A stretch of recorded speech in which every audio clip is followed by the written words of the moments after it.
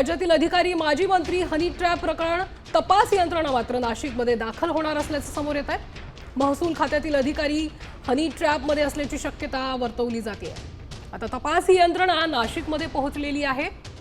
माजी मंत्र्याचं honey trap प्रकरण समोर आलेलं आहे आणि याच्यात जी तपास यंत्रणा आहे ती नाशिकमध्ये जाणार असल्याचं आता समोर येतं। आणि या संदर्भात अधिक माहिती घेऊयात आपले प्रतिनिधी अभिजित सोनावणे यांच्याकडनं। अभिजित, मोठं प्रकरण आहे, काय अधिकची माहिती मिळते याच्यात?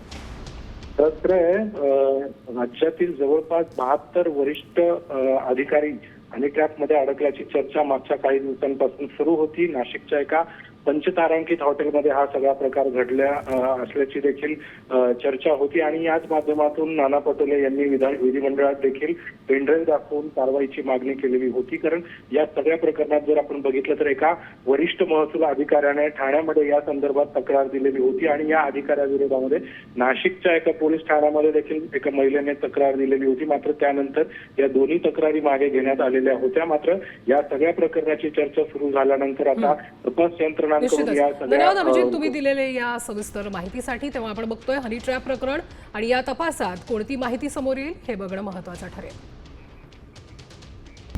आता isakal.com आहे देशातील नंबर 1 ची मराठी न्यूज वेबसाईट। प्रत्येक अपडेटसाठी isakal.com ला नक्की भेट द्या।